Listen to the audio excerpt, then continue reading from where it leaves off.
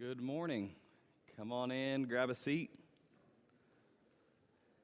We'll get started here with our Bible class. We're continuing this morning through our study of the book of Acts, and we're getting close to wrapping things up here in the next couple of weeks. So we're going to be moving pretty quick today, so we can get through as much material as possible here. We're going to start in chapter 23 this morning. But I think it's important that we understand some of the events that led up to this point, because we're going to pick up kind of in the middle of some things that are taking place. So the context leading up to chapter 23 really goes back to chapter 21. And back in chapter 21, Paul has journeyed to Jerusalem, and as he entered into Jerusalem, he was there were some of the Jews that kind of questioned some of the things that he was doing. They had heard that he was teaching the Gentiles, that he was preaching that salvation could come to the Gentiles, and they were concerned that he had abandoned the laws and the tradition under the old law. And so, in order to help him be able to connect with the Jews in Jerusalem, James asked him to go through a purification process, where he went to the temple with a few other men, and he went through this process. And as he's walking out of the temple, some of the Jews, they see him, and they seize him and drag him out and take him into the city, and they begin beating him, ultimately trying to kill him. And the reason for this is that the accusation they bring up against him is that he had taken a Gentile into the temple. And the only reason they even made this statement was because they had seen Paul walking with the Gentile in the city earlier, so they just assumed he must have taken the Gentile into the temple as well. And so as they're beating him, a commander of the army comes in, and they stop them from beating Paul, and begin taking him bound into the barracks so they can try to figure out what's happened. And Paul stops the commander and asks him if he can address the crowd and speak to the crowd about what he's been doing. And they listen to him up until the point that he says that he was sent by God to the Gentiles. And when he made that statement, the whole city went into chaos. And people started throwing dirt in the air and started shouting. And it was just chaos because they had heard that he was helping the Gentiles. So the commander takes Paul out of that situation again and starts taking him towards the prison with the plans that he was going to scourge him, he was going to beat him in order to find out again why all of this was happening. And it's at that point that Paul, he made known his Roman citizenship. And in that moment, the commander was afraid because it was unlawful for someone for a Roman citizen to be bound without having a trial first. So he was afraid of what may happen. All of these events lead us up to the context that's going to take place in chapter 23. Really, context starts in chapter 22 and verse 30 and moving forward into chapter 23, where we're going to see Paul finds himself standing before the Sanhedrin and pleading his case before them about the events that took place. So before we get into there and get started in that, let's bow together and have a word of prayer. Our Father in heaven, God, we just love you so much. God, we're so thankful for opportunities like this morning, where we're able to gather together as your church, where we're able to open up your word, to learn from it, to study it, to grow from it.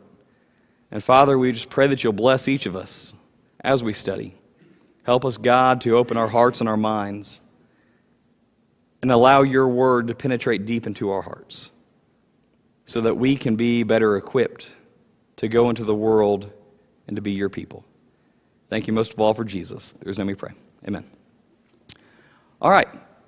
Acts chapter 23. Our theme, our focus of this chapter is the wrath of the Jews. And I know we covered a few verses in here before we finished last week, but we're just going to back up and we're just going to go over this once again, just so we can again keep a logical flow of everything that's happening. So the first part of chapter 23, we see Paul's defense before the Sanhedrin.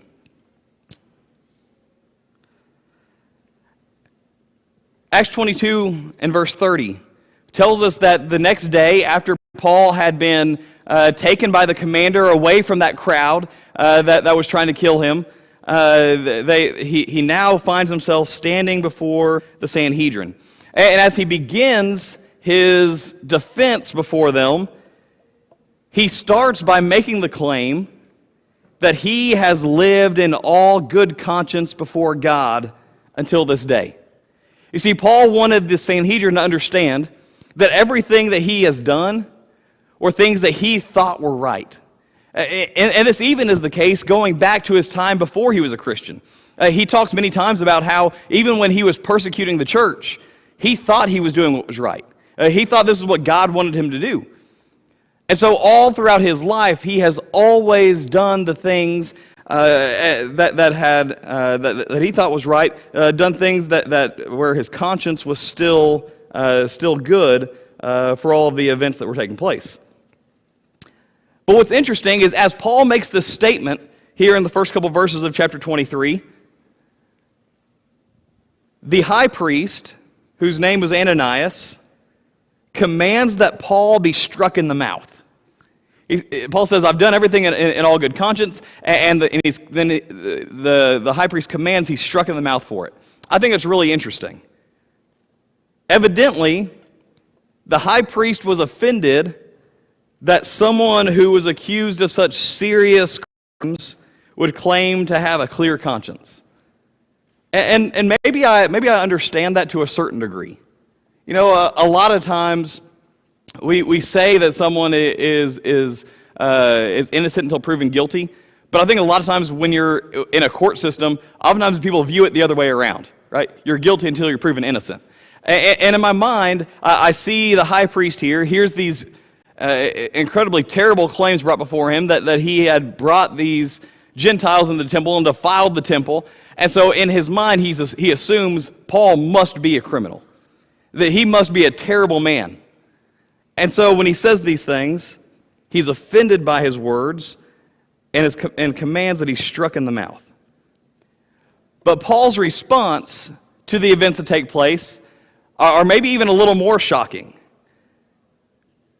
Paul responds to him being struck in the mouth in verse 3 by saying to the high priest, God will strike you, you whitewashed wall. A phrase that we see a couple times in the Bible referring to the hypocritical nature of someone, right? That they look good on the outside, but inside they're full of evil.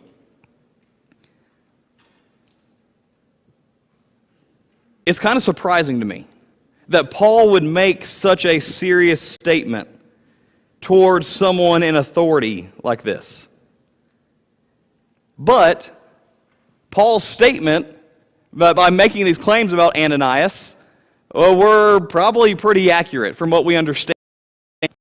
Ananias was a high priest, but he did not honor the office of being the high priest.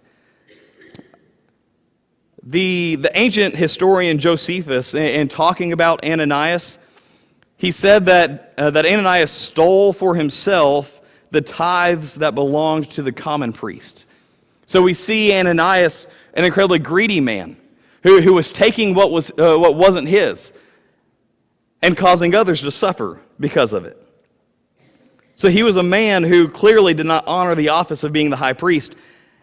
And so Paul calls him this whitewashed wall, which may have been actually pretty accurate. But after hearing this outburst from Paul, the crowd begins to question him. Why would he make this statement about the high priest, about someone who holds this position of honor? And Paul's response to them calling him out for this is one that has puzzled many people, because it seems out of the nature of someone like Paul. In verse 5, Paul says to the crowd and to the high priest, he said, I didn't know that he was the high priest. The reason this is puzzling is because people question how he couldn't have known. He's standing before the Sanhedrin. The high priest is there, one who holds one of the highest offices there. How could he not have known this was the high priest? So if he did know but makes this claim, then he's lying before everyone. And that seems to go against the nature of Paul. And how is this okay? And there are a number of things that people suggest as to why he made this statement. Some suggest that, many times Paul talks about his thorn in the flesh that he had throughout his life. And many people believe that it was his eyesight. He couldn't see well. So some people say, well, he couldn't see that far. He couldn't see who it was really. He didn't know it was the high priest. Otherwise, he maybe wouldn't have made this statement. And they say this because as he says, I didn't know who the high priest was, he begins quoting from Exodus chapter 22 and verse 28, where he said, you shall not speak evil of a ruler of your people. They suggest Paul makes this quotes from Exodus because he wanted them to understand that he knows the law and he wouldn't break the law if he knew that this was really the high priest. Maybe that's the case. Others suggest that maybe he makes this statement out of sarcasm. Maybe he makes this statement that you don't speak evil of a ruler of your people. Maybe he says that because he is pointing to the fact that someone with this character that Ananias was showing shouldn't be holding the office of a high priest. I'm not sure why he made this statement. But what we know is Paul, after being struck by this man that was commanded to do so by the high priest, we see Paul's frustration in the matter. And his emotions start to show. But it's in the heat of the moment where Paul looks around and he notices the people that make up the Sanhedrin. As he looks around, he sees that it's divided. There are many Sadducees and there are many Pharisees that make up the Sanhedrin. And by recognizing these different groups of people that were there, Paul decides that he's going to make a statement that can maybe draw some of the attention off of himself and cause them to get into disagreements with each other. See, as he recognizes the Pharisees and the Sadducees, there's one main idea, one main topic that causes the greatest division between the two. See, the Sadducees denied the reality of life after death and the concept of the resurrection of the dead. The Pharisees were going to hold many of the same beliefs that Paul held. They took the law, the Bible, very seriously, even though they did kind of err on the side of holding to the traditions of the law. So as he views his audience, he decides that he's going to refer to his heritage as a Pharisee. And so he makes the statement in verse 6, where he says, concerning the hope and resurrection of the dead, I am being judged. Knowing this was a hot topic between the two parties, he knew there would be discussion about it. So when he had said this, there was this division that started taking place. This dissension arose between the Pharisees and the Sadducees, and the whole assembly of the Sanhedrin was divided. By making this statement, Paul found common ground with the Pharisees to the point where now he had allies in the Sanhedrin. Did you have a comment? Yeah. We need to remember here that the Sadducees did not believe in resurrection. That's right. That's right. That's exactly right. And he knew by making the statement of the resurrection that it was going to upset them, but he was going to have the Pharisees on his side. So, yeah. Also, it's very clear. Luke is our author. Luke is a Gentile writing to Gentiles. And he makes this distinction. He explains this. He'd been writing to Jews. He Right. But because he's writing to Gentiles, we have right here what the big deal is. Mm-hmm. Yeah. It's very plain. There was a division. The Pharisees have hope for the resurrection. They believe in spirits. They believe in angels. The Sadducees don't believe in any of those. And like I said, it's crazy. Yeah. Yeah, Sandy points out that Luke wanted to make sure that since he's writing to a Gentile audience, wanted to make sure they understood that why this would have been an issue. And so he spells it out very clearly. This topic of the resurrection of the dead was a hot topic issue for them, and it was going to cause division. So after Paul makes this statement, talking about the resurrection of the dead, there's this dissension between the Pharisees and the Sadducees, and it becomes so strong that the commander decides to go and find Paul and pull him out and take him to the barracks because he was afraid that the people were going to tear him to pieces, is what we're told. That's pretty crazy to me how quickly that escalated there in the Sanhedrin. But what we notice is how serious this topic really was. It wasn't just a spirited debate about it, but these people were so serious about this discussion, this topic of the resurrection of the dead, that they were becoming violent. And the commander was afraid that Paul was going to be in the middle of it and he was going to be torn to pieces.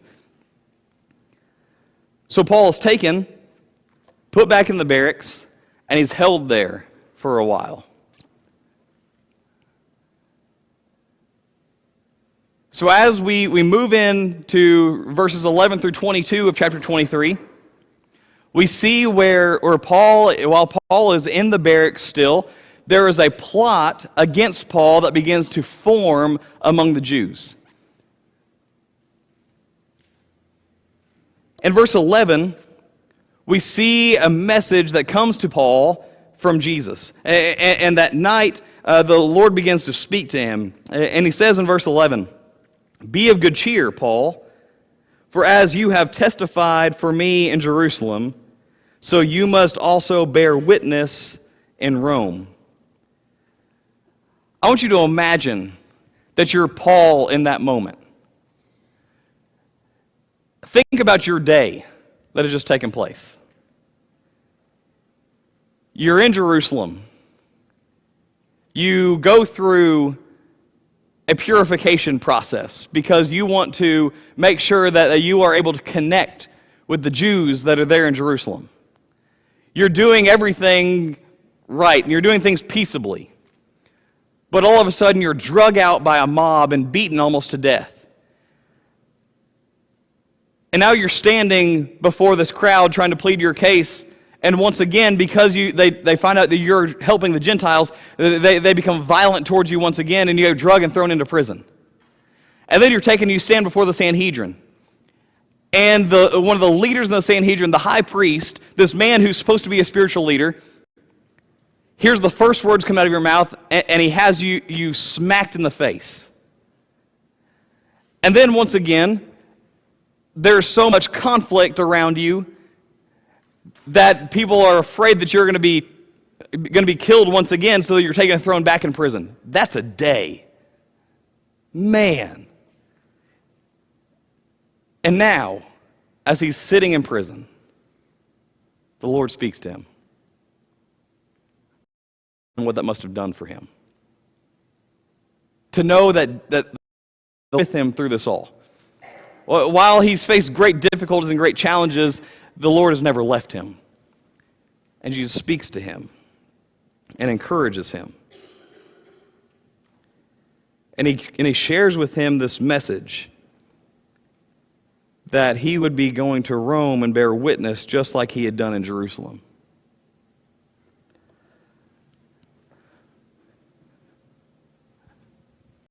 Receiving this message from Jesus, there is a plot that's being formed against him.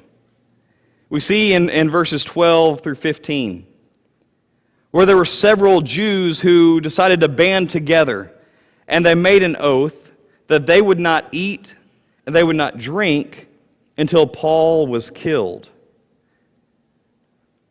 But look at verse 13. Did you notice how many people agreed to make this oath? 40 men. More than 40 men formed this oath that they were going to stop at nothing to kill Paul. That's wild to me. They become so serious about ensuring that Paul is put to death that they make an oath that they're not going to eat or drink anything until he's dead.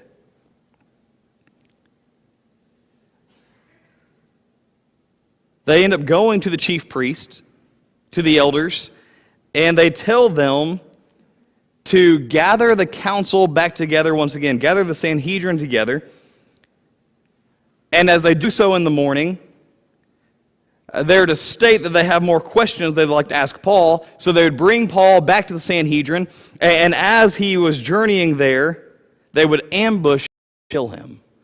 So not only is it these more than 40 individuals who have come up with this oath and come up with this conspiracy, but now they are bringing in the officials into it as well to ensure that this is going to happen the way that they're planning for it to happen. But as all of this is happening, Paul's nephew learns about the plot.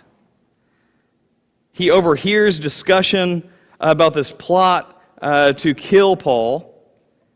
So he goes to Paul and he tells him what he has heard. And Paul sends his nephew to the commander and told him to share this plot, share this news with the commander. And so once the commander heard this plot, he sent the boy away and told him to tell no one what he had told the commander, because he knew that if word got out that he was the one that had ruined their plan, that the people would come after him as well. So now, after all of these things Paul has gone through where he was falsely accused in the first place in Jerusalem, now there's a plot against him where people have taken this oath that they were going to kill him and do whatever it takes to have him killed. And it's because of this plot that the commander there in Jerusalem decides to send Paul away in order for him to escape this plot that's for his life.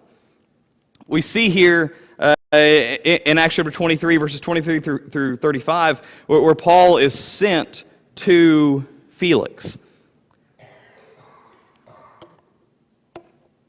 So because there are so many men that are wanting to kill Paul, the commander decides to put together a escort to ensure that Paul's going to make it to Caesarea to stand before Felix. But notice this escort. Notice what it consists of. Verse 23. And he called for 2 centurions, saying, "Prepare 200 soldiers, 70 horsemen, and 200 spearmen to go to Caesarea at the 3rd hour of the night." Now, if we think that the people that were planning to plot, that were plotting against Paul, were just a few people, or not that big, here shows us how serious this situation was. They send more than 400 soldiers and 70 horsemen to go and escort Paul to Caesarea. Clearly, there were so many people in this time that were ready for Paul to be put to death. They leave in the 3rd hour of night, which would have been 9 p.m., and they leave at this point so they're able to travel the entire way under nightfall so that they would have a better chance of sneaking through these areas or avoiding the people that were laying in wait to ambush Paul. So the commander sends Paul and all of these troops towards Caesarea, but he also sends with them a letter that he has written to Felix. And we see this letter in verses 25 through 30. And there are a number of things that he mentions in this letter. But as a part of this letter, we find out a couple interesting things. Number one, we find out a little bit more about who this commander was. We find out that his name was Claudius Lysias. Evidently he was a man who had some notoriety, because later on we're going to find out that he's known by Felix. And he was a man that evidently was respected by Felix, because Felix wanted to hear his perspective, his point of view, whenever Paul makes it to Felix and starts pleading his case before Felix. As he is writing this letter, he tells him of the events that took place that led to being sent to Felix. And while the letter contained much of the truth, there are some details that are left out in order to keep himself from getting in trouble. If you remember 21, where he had Paul bound before he realized he was a Roman citizen, this was something that was unlawful, and so he leaves that part of everything out of this letter. And he simply explained that Paul was about to be killed, so he went in and rescued him. Right? Instead of letting Paul being put to death, he rescued him, but left out the whole idea that he had bound him unlawfully.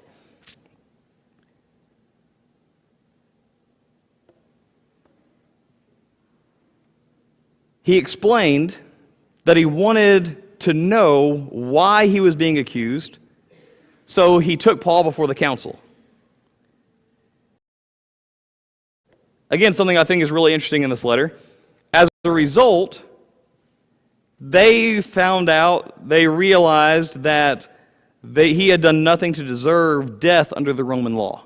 After they tried Paul, they decided that he was innocent of the claims that were being made against him. And I think this is really significant. I think it's important. Because, again, I think if in this letter he would have written that we found there was fault in him, but we wanted a second opinion, then as Felix began to try Paul here in chapter 24, then he would have already had it in his mind that he was guilty. And I think maybe this would have changed a little bit about how things played out. So the fact that he writes to Felix and says, we found no reason for him to be put to death under the Roman law, would have been a big deal for Paul in his upcoming trial.